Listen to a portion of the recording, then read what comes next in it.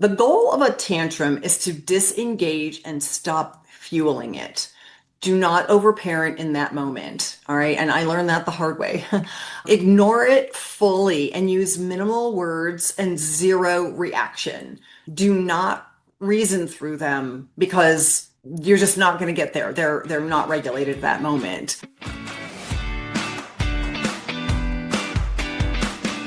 Hi, everyone, and thanks for listening to the Ask Mom Parenting podcast, where we take the mystery and the yelling out of modern parenting and offer real life self-help for parents. I am Sue, and with me is Randy. And whether you're deep in the toddler tantrums, navigating tween and teen drama, or somewhere in between, you'll get clarity and actionable tools one episode at a time. I started Ask Mom to be a common sense voice for parents, one that cuts through the noise and teaches busy moms and dads what actually works for changing kids' behavior and building respectful cooperation. If you'd like to support this podcast, it would mean so much to us. You can support by leaving a rating or review, and it really does help other parents find us. Today's episode is how to tell if it's a tantrum or just bad behavior, and then what to do next. We'll talk about how to tell whether your child's meltdown is an actual tantrum or if it's just misbehavior that needs corrective action. Because to the untrained eye, tantrums and misbehavior can look very similar. And how can you tell the difference and how can you respond to both? I learned this the hard way. I was a first-time mom. Our oldest was 3, and I was pregnant with triplets. We had heard all about the terrible twos, and we were watching for that. So then when our son made it to age 3 with 0 tantrums, my husband and I were like breaking our arms, high-fiving each other. We thought we had somehow out-parented the system and we were just crushing it.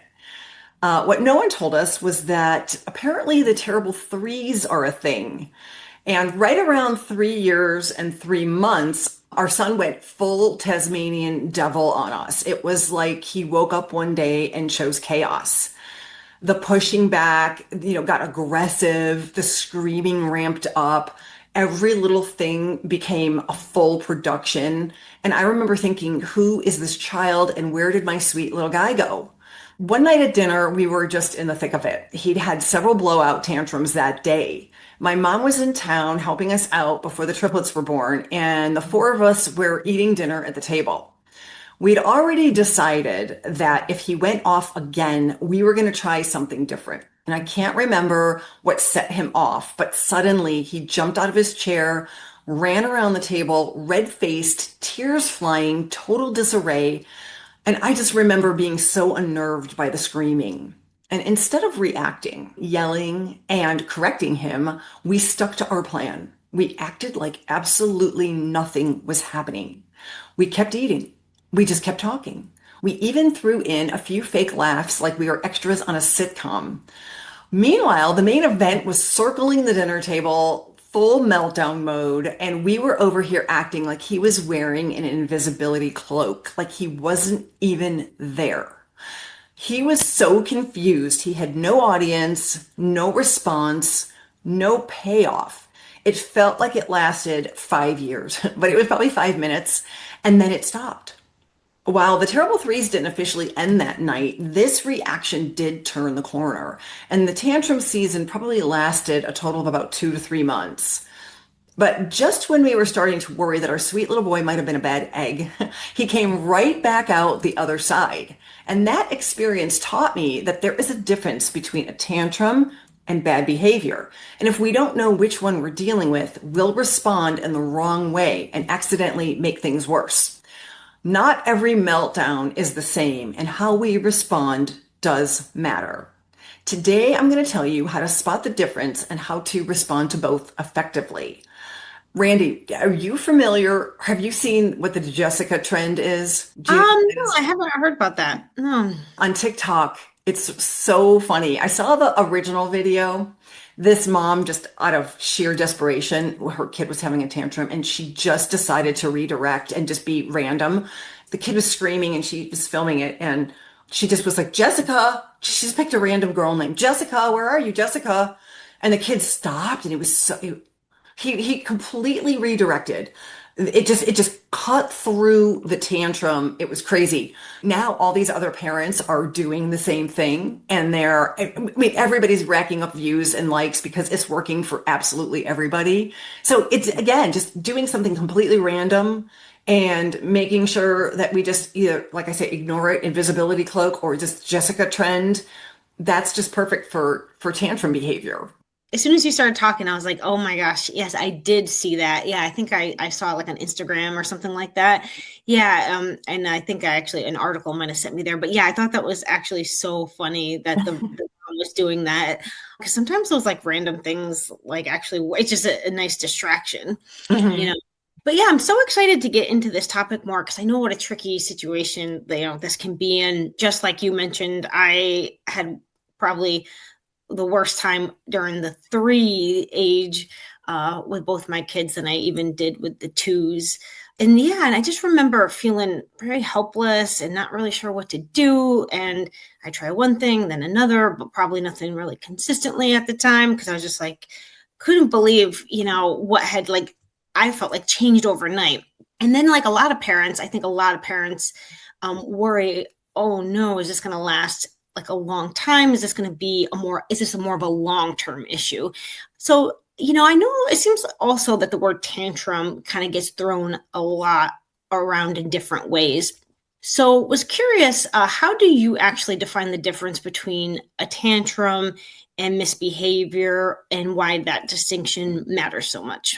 Yeah, that's a very good question because when you're in the thick of it and each day is piling up and you're just so myopic in those moments, you don't know. You're not really sure what to do. So, how to tell the difference between a tantrum and just regular bad behavior that needs corrective action. We established that not all behavior is the same. As parents, we often lump, all hard behavior together, which doesn't give us our most effective response. Like you said, Randy, it's like any bad behavior just gets lumped into defined as a tantrum. And I think it's important for parents to be able to understand the distinction between the two. Here's the lens that I want parents to use. Is this passing behavior or is this repeating behavior?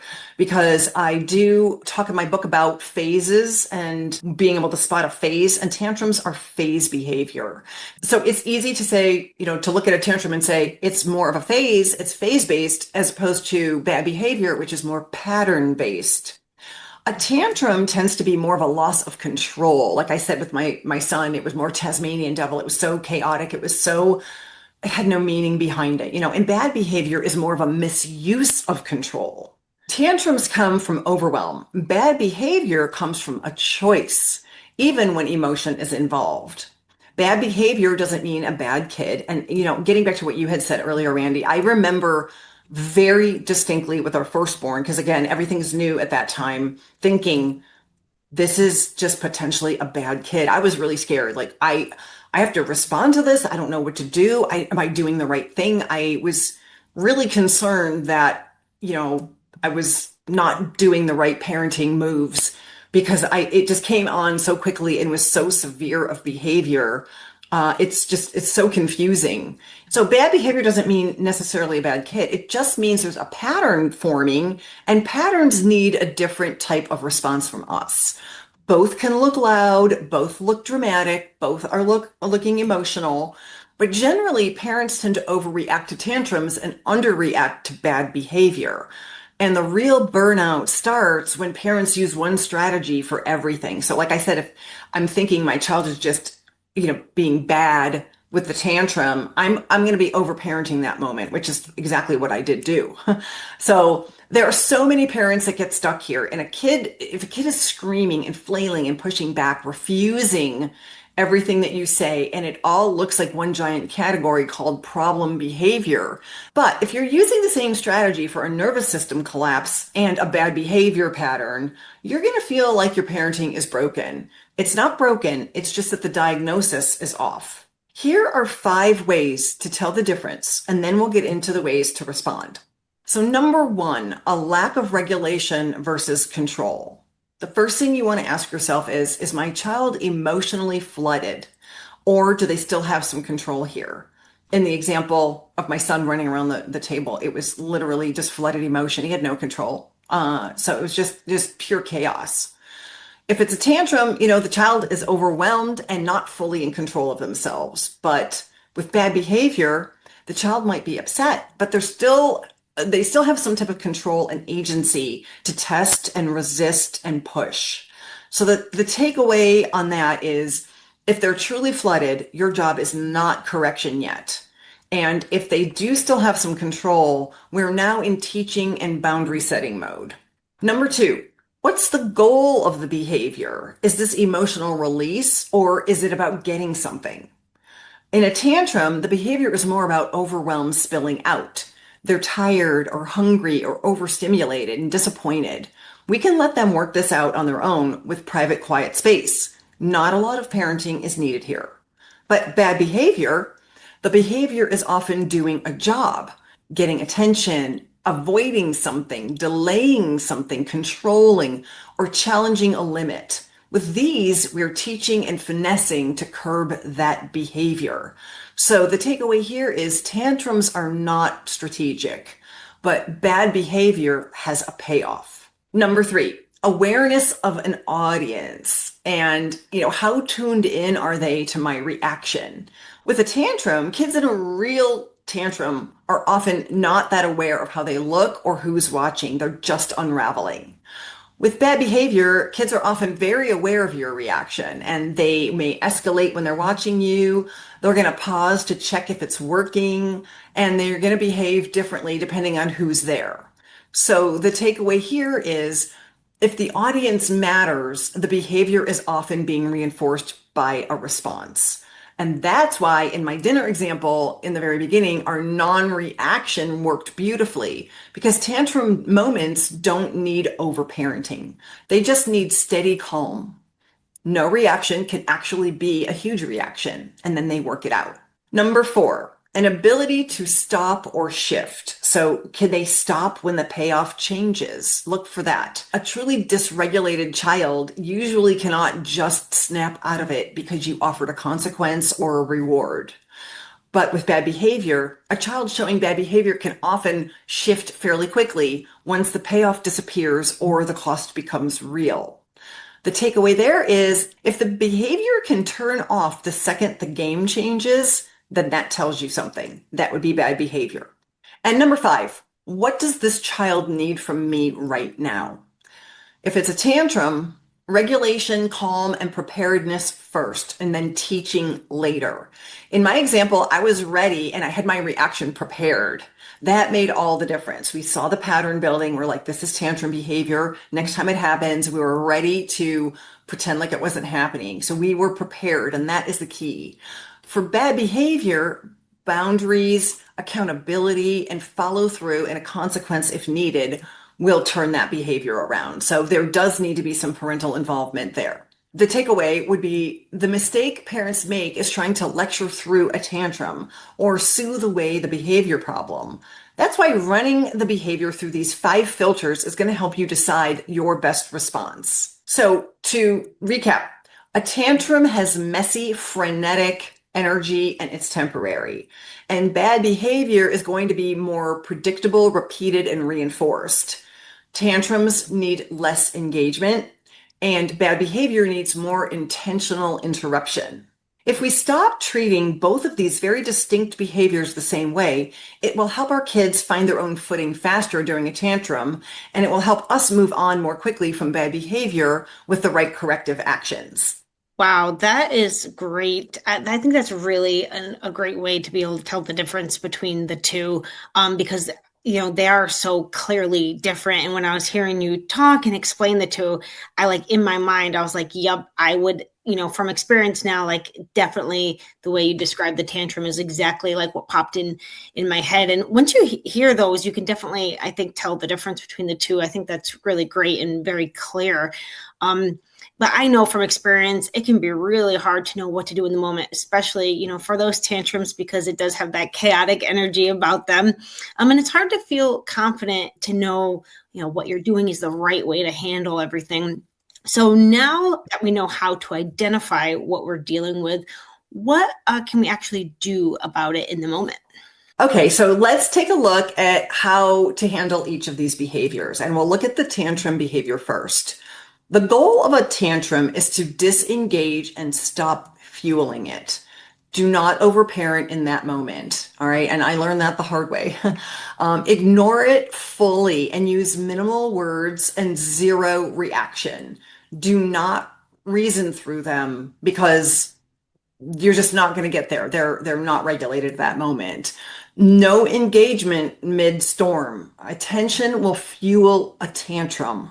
Your goal is to let them calm down and then come back when the calm returns. Possible things that you can say with a tantrum, and remember, less is more. No lecture, no negotiation, no emotional joining. Your job is to stop feeding it with energy. A practical thing that you could say would be, yeah, I see you're upset. You can join us when you feel ready. I'll be nearby when you're calm. And that just kind of puts it back onto them. The mantra here would be, my favorite, I'm only in charge of me. I'm not in charge of you. This is a you issue to work out. And I don't care that they're 2 or 3. They can regulate, they can kind of calm down because again, there's no objective to it. They're not trying to move the needle in any way. They're not trying to get the behavior to change. They're just in complete meltdown mode. And anything that we do at that point is going to fuel it. So when attention is feeding the storm, removing the audience helps burn it out faster. If it's bad behavior, the goal is to interrupt the pattern calmly and early. We don't want to ignore what's becoming a habit. Try not to overreact, but do intervene. Find the payoff or the root driver of the behavior and then stay calm and respectful. Be as consistent as possible. Consistency is regulating to our kids. They love when they can depend on us for the same reactions and the same calming words when they're upset or when their behavior is, testing us. Consistency is the biggest confidence builder that we can provide for our kids. So if it's bad behavior, your role is now going to change. And this is where the parenting starts. You're not here to absorb any of their bad behavior. You're not going to explain it to death. You're not here to punish it into submission. We just want to calmly interrupt the pattern. This is where the practical strategies that we've talked about in earlier podcasts come in. So you always want to be sure that you've set clear expectations up front in advance. Make sure your child knows that you absolutely will follow through on what's been previously agreed to. Again, that consistency. Give the child a healthy role or purpose. Whenever we can divert behavior into a productive role in our family, it will change their behavior without a power struggle.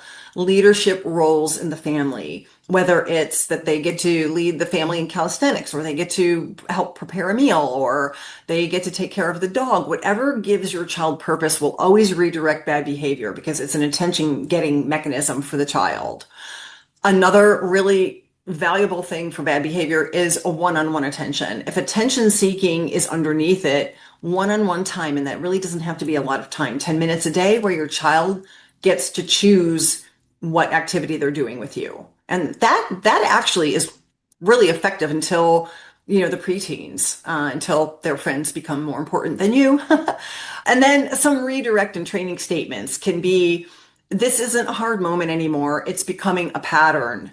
And now we need to intervene. That's not how we handle this. That's also a good way for that to sort of level the playing field and say, that's not how we're handling this. What else can we do? The plan isn't changing because you're upset. So if you're anything like me, sometimes knowing what not to do is just as effective as knowing what to do. So real quick, here's what I can tell you never works. And again, learn these things the hard way. No matter which behavior you're dealing with, a few things can usually make it worse.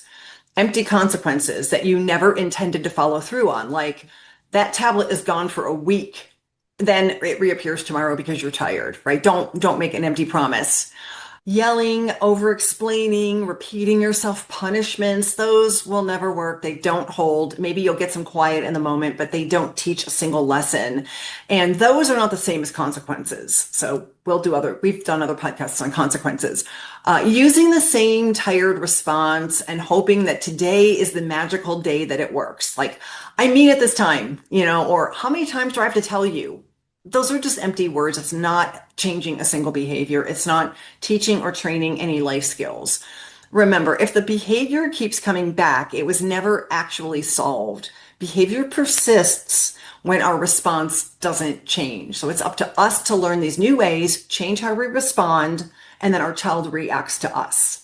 Yeah, I love that you mentioned, it's up to us to respond a certain way because I have noticed that myself when I respond in a different way, it really kind of sets the tone to even how my kids respond. But I also know like sometimes it's just so hard. We're in the moment. We're dealing with the situation in real life. Things are escalating. I was just wondering if you could maybe give us an example of what we can do when we're in a situation like that. Yeah, absolutely. Because I personally can say that as a self-empowered parent, this is what I had to learn. I had to learn that I was in charge of my own reactions, and that my reactions to my kids were the very things that were fueling any behavior that I was getting repeatedly. And as you know, yeah, I've been coaching parents for a long, long time. And I do have an example of a recent mom that I was able to turn things around and I'll explain. So I worked with this mom named Kate. That's not her real name. She has four boys, and her youngest, I'll call him Adam. He was throwing food. He was screaming. He was saying, "I hate you." And he was just having these major blow-ups, crying and yelling, and, all the things. She was just kind of starting to believe that he was just a difficult kid. But when we looked closer, the breakthrough was this. Not all of his behavior meant the same thing, like we've been talking about. A tantrum looked like Adam was fully off the rails, crying, yelling, spiraling, and escalating, and he was too flooded to do better in that moment. The more Kate corrected him, talked, and pushed, the worse the behavior got. And then bad behavior looked different. And that was more like when he was still functional enough to throw food, create a mess, watch for the reaction, like with the words, "I hate you," that would fall into the bad behavior, and use this behavior to run the moment. So when it was bad behavior, he was not necessarily falling apart, even though on the surface it seemed like he was. A trained eye could now see that he was acting out in a way that was getting him something by watching how people reacted. That is the difference between tantrum behavior. The tantrum is a loss of regulation, and the behavior is a misuse of regulation. Once Kate was able to spot the difference, she stopped treating every meltdown the same, and she stopped feeding the tantrums with way too much energy, and she stopped ignoring the behavior that needed correction. And the key is that she changed her reaction first, and then her son responded. The food throwing stopped, and within 2 weeks, all the tantrums had stopped. I mean, she was getting new patterns and new behavior because as kids grow, we're going to be taking on new tests. But the behavior she was recycling over and over again and not knowing how to respond to did stop. And not because he was suddenly a different child, okay? It's because she finally responded to the behavior she actually had in the most effective way, instead of the behavior she assumed it all was. She stopped treating every meltdown like the same problem, and that's when the right solution finally had a chance to work. So, how do I respond to my child's meltdown in a way that stops feeding the wrong behavior? Don't just blindly react to the noise. Better diagnose the behavior first and then give it the most effective response. If it's a tantrum, reduce the fuel. If it's bad behavior, interrupt the habit.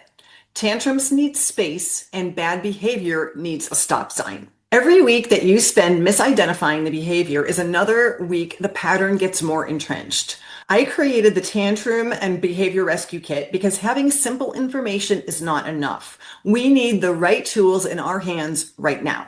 I've bundled up 3 of my most requested resources in one simple kit to make your life easier and your days and nights way more peaceful.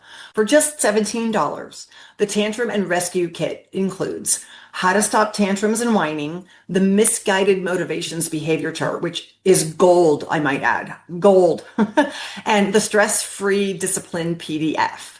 It is the best of my behavioral tools made to help you respond calmly, confidently, and effectively, even when the moments feel the most chaotic. If you're done white knuckling through every meltdown, this is your next step. Find it at askmomparenting.com under resources. Thank you so much for listening, and happy parenting.